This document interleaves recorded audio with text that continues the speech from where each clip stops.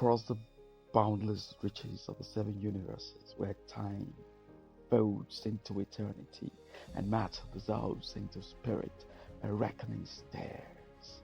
This is no mere chronicle of ancient myths or esoteric symbols. It is the lived memory of worlds rising and falling beneath the eyes of the eternal judge. In this chapter, we unveil the deeper currents of the cosmic story that predates the stars themselves. It is the lore of a being known across dimensions as the Outborn One, and now whispered of as a myth, whose presence haunts the veils of existence. His return is no myth but lore, preordained by the architecture of the divine. Mars, Pergamum, Ephesus, each world bears the scars of its own disobedience, its own fall from the inner light. Yet from these realms rises a single truth: that judgment is not merely retributive, but revelatory. What was hidden must now be seen. What was sealed shall now be opened. This is the hour of unveiling the judgment of the universes, the convergence of cycles, and the resurgence of the primordial wheel. It is the breaking of old seals and the awakening of forgotten oaths. Those who listen, who remember, must rise, for the light returns cloaked not in thunder, but in understanding. And still, amid the realm and glory, one mystery remains, one once mistaken for the Outborn One, the Inborn One.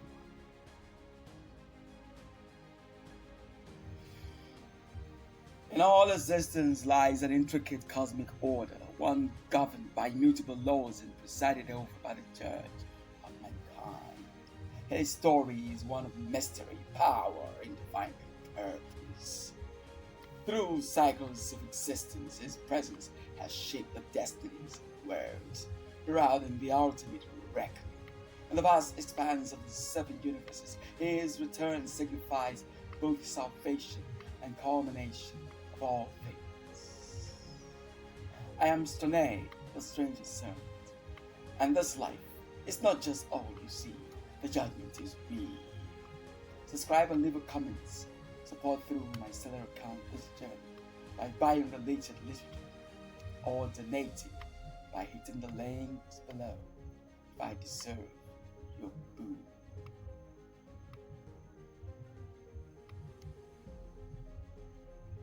Revelations speak of the birth of all.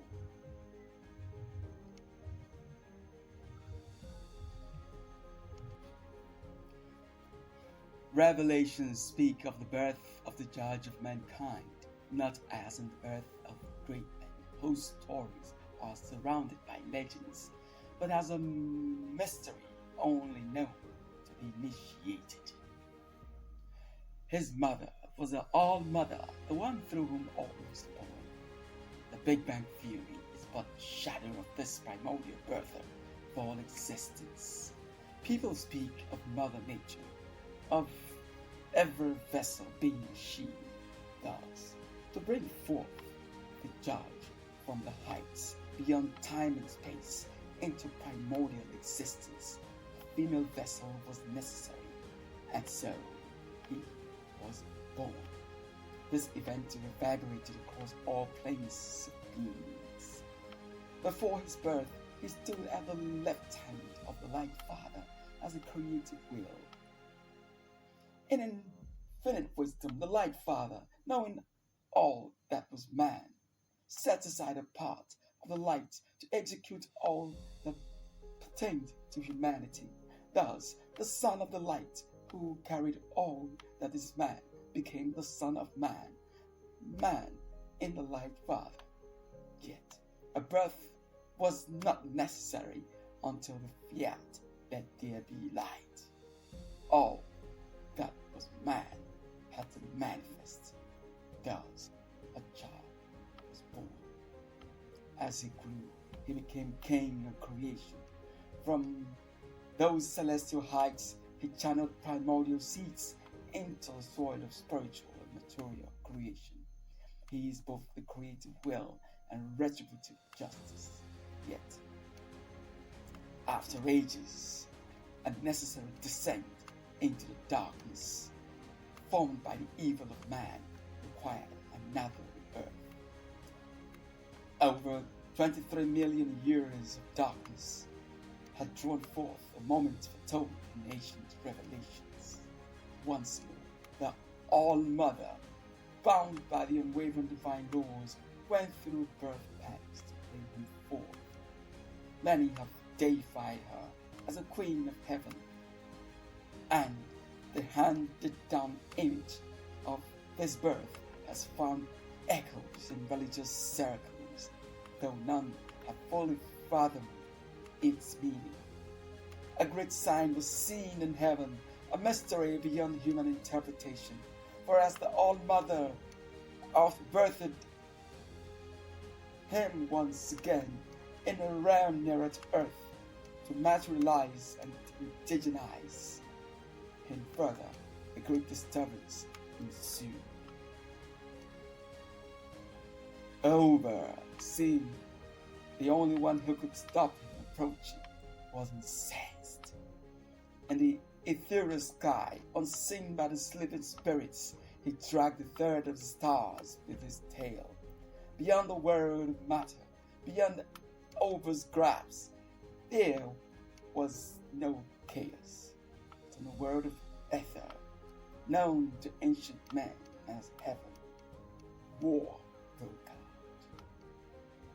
This moment was decisive, for Kahakani, though he had been sent down with Over, he had never supported his wrong will. Yet, bound by the world of matter, by the Oberian principle, he could not fight on the side of the light. He was one of the accused. Over heard accusations against him, blaming him for his own failure, furious that mankind had fallen to his wiles. When Over and his legions of human spirits were cast below, the Outborn remained protected in his nascent stage. The divine ones, once on a mission with Over, rejoiced, for their ascent became easier. Yet, the ripples of Over's accusations created disquietude among the divine beings, plunging man below into dark ages. And so, centuries passed as the Outborn One grew in strength. From the replica of the all-light manor, which exists in the highest rank of ether, he was to be born.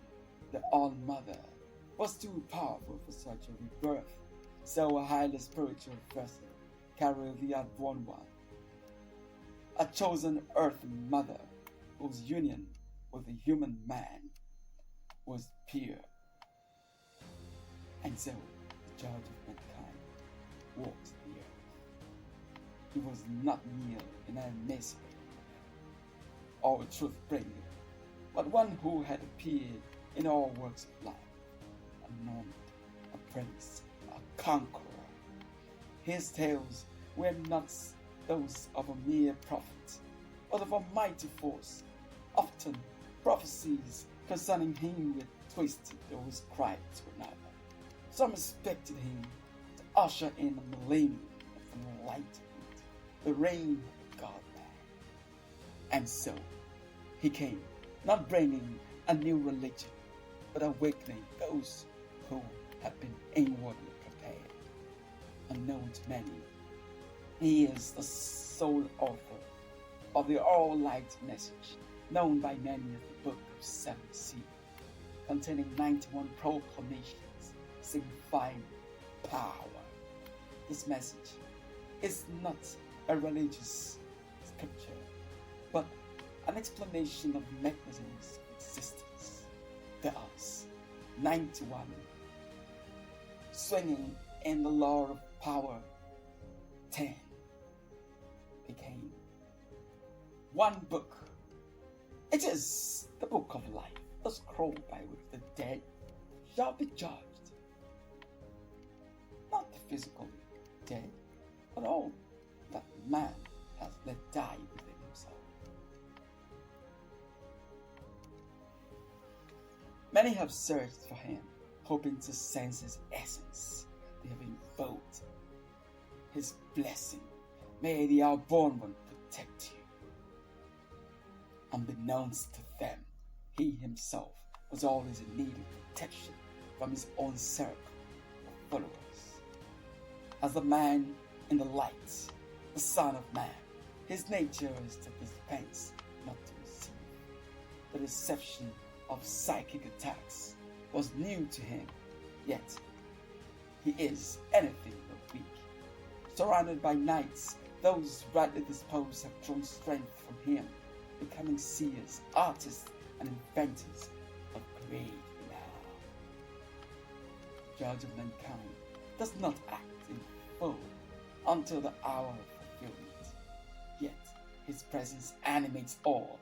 He hastens retribution, preventing the darkness from tampering with his mission by tapping into his power. However, with each failure of the called ones, darkness exploited his divine essence, breeding men of terror upon the world. Some say he has walked many lives in secrecy, hiding himself.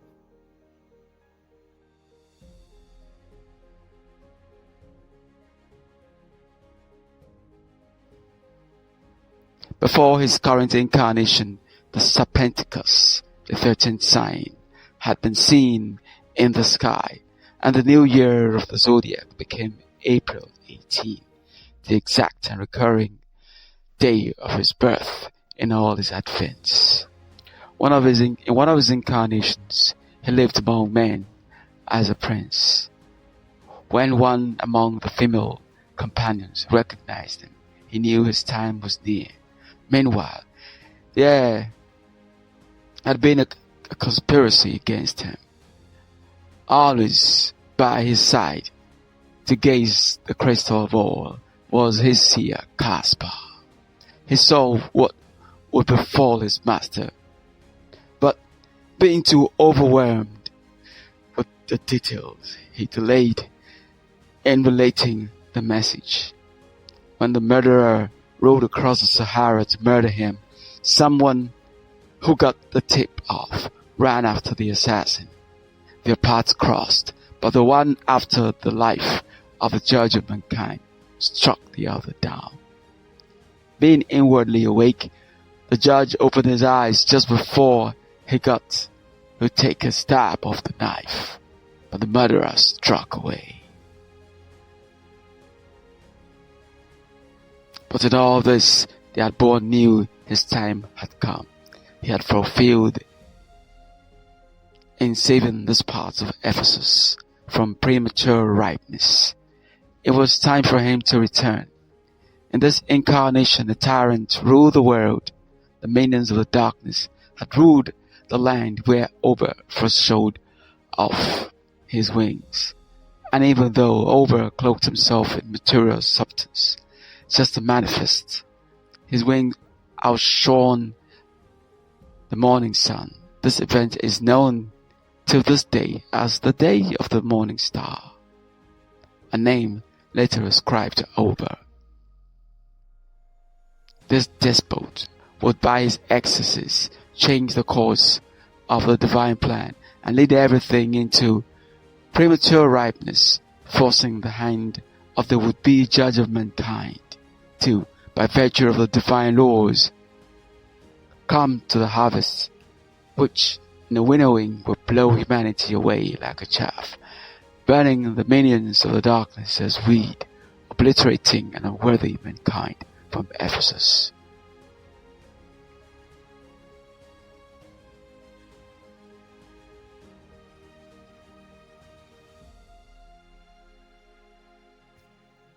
In our universe, Ephesus, mass had already fallen, devoted wholly to the sciences, while forsaking all intuitive perception. The Martians had cast themselves into a catastrophic nuclear war, reducing their once thriving world to a desolate wasteland. What remained was but a fraction of the planet, uninhabitable, lifeless, and void of spirit. In the universe, Pegama, the planet Nemoa, and Nicomera had descended into infernal realms. These worlds, utterly overtaken by the principle of overbirth, had surrendered to the basest of desires, becoming domains of unrestrained extremes, chaos, unbridled, order lost. In this age of moral, spiritual desolation, Ishmael, a being within celestial planes, chapter, yet dwelling 3 realms higher, was born Azrael, the great angel, to witness the view of the fallen. The chaos could not continue yet. The judge of mankind had to intervene.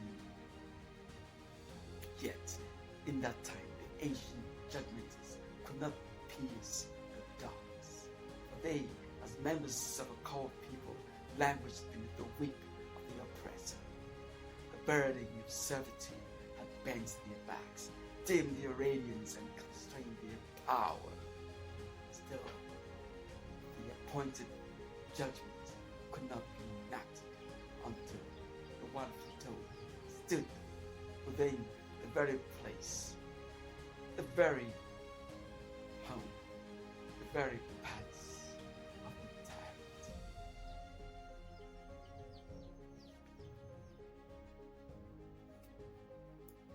Many of the people who recognized him when as a prince vowed to serve when he would return to judge the world. An entire people in Africa vowed to an oath to reincarnate. Many of these, on the Outborn's return, were called to service. When the Outborn One returned, he found some called ones absent from their post. The darkness, having a foothold on earth, way ahead, had raised a great adversary, a reincarnated Haman, the Amalekites, reborn upon German soil, seeking vengeance for those people that he believed wiped out his race, seeking vengeance that had brewed for nearly 3,000 years. Among those chosen to counter this evil was Lily, a gifted soul blessed with the power of light perception and artistic influence, entrusted to spread an awakening through the opera. She was meant to drive back the darkness as souls of people embraced the warmth of the light. But she failed, a failure seen in the devastating effect, the devastation wrought by Hitler's deeds. The full trajectory of her fall remains untold, but its echoes still shape the present. The Outborn One, seeing his power being consumed by the very forces he was up against, and the called ones, not open to its effect, had no choice but to depart within the world to the seemingly unchecked dominion of the darkness. Little did many know he had already unsheathed the sword of the judgment. With the failure of the called ones, his power flowed into Ephesus for the aftermath of the judgment. Many believe he is on earth again as a young man for the purification, last rescue, still hidden from the eyes of the world, even shielded from the darkness itself. For such believers, now the seals begin to unravel. The forgotten wars days once more. Those who hear the call must awaken as the final reckoning begins.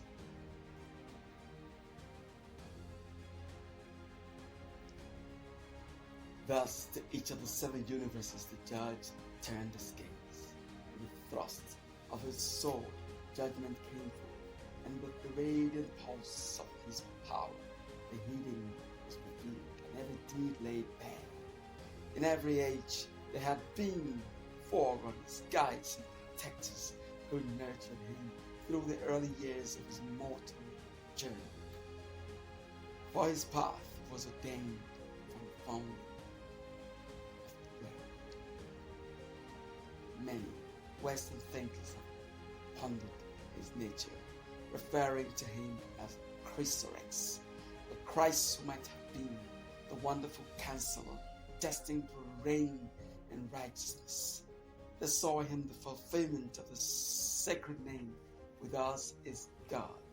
The very essence is inscribed in 7 letters. Emmanuel. His message has echoed across the 7 universes, an unrelenting clarion call. 5 universes have now to stand in the light. They are reckoning fulfilled.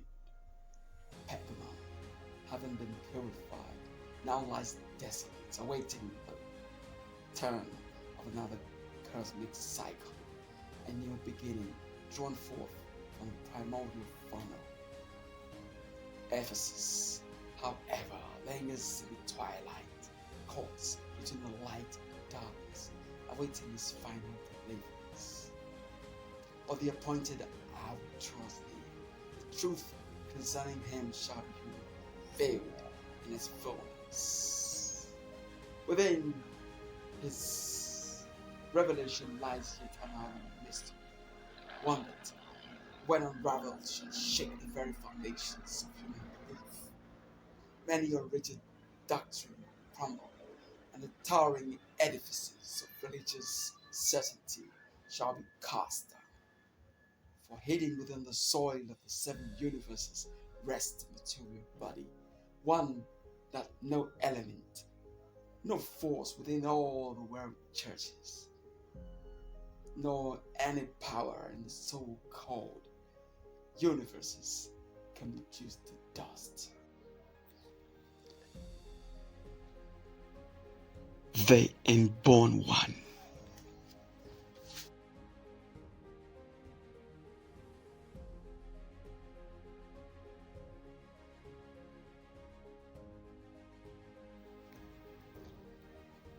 As for the Outborn One, in the final act of this great cosmic rescue, there shall be no hindrance, no barrier to his coming. Guided and protected, as was prophesied, he has judged the world of unrighteousness.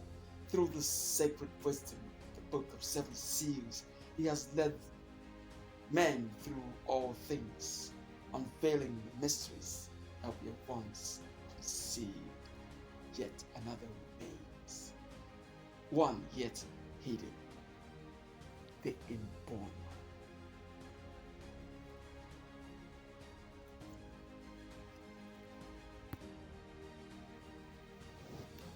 However, the heavens stare signs of the Outborn's return, with the re-emergence of Ophiuchus, the 13th constellations, serpent-bearer and straddler of the celestial equator. The destiny of mankind has shifted irrevocably. Once hidden from the astrological order, its influence now disturbs the ancient balance. Those who were once Capricorns have slipped into the force fields of Sagittarius. Virgos now fuel the burning heart of Leo, and so it proceeds across all the signs as a map of the heavens, undergoes a silent but fateful upheaval. The Zodiac sign, which appears as a man grasping a great serpent, signifies not only transformation but divine turbulence. The serpent's coil in a ring near its own crown signifies the ancient cycle of Alpha and Omega, the beginning and the end held within the hands of the Son of Man. For he alone, born of the Light Father and born of the Odd Mother, is ordained to carry the seal of time.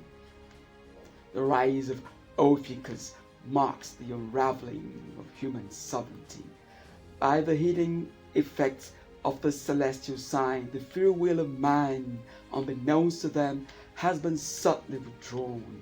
Every decision they make, every path they follow, echoes premeditations sown across countless incarnations. Their hands act, their minds reason, but their destinies have long been charted on a scroll inscribed beyond the veil of matter. And yet, another herald speaks even louder than the stars, a sign more thunderous than the collision of galaxies. It is the Great Comet, prophesied by seers and now confirmed by men of science. With a tail like a flaming whip, its gravitational force draws up the seas and tilts the axis of the earth. Soon forgotten civilizations, long buried beneath the oceans, shall rise once more. The earth will heave and labor, birthing a new geography. Map will be written, the old world will crumble, and from its ashes a new epoch shall emerge. The visions of this cataclysm has been glimpsed in cinema and art, myth and science, yet most have mistaken them for fiction. Few realize that the birth of the Outborn One has already been foretold, even in the obscure but piercing prophecies of Nostradamus. In Century 10, Coltrane 75, the seer writes, long awaited, he will return. From Europe and Asia will emerge, one in his league, Great Hermes. End of quote. To some, this suggests that those who await the Inborn One, the same who once walked the earth among men, may never behold him again, for his kingdom is not of this world. For he no longer comes and forms the world would expect, and yet he had born Son, the judge of mankind, the Son of Man, the King of this world, the vessel chosen by the Light Father to house his justice, shall abide with mankind, even after the final judgment. The stars shift, the oceans rise, the seals crack, and still in the hush between destinies, one truth remains. He is near.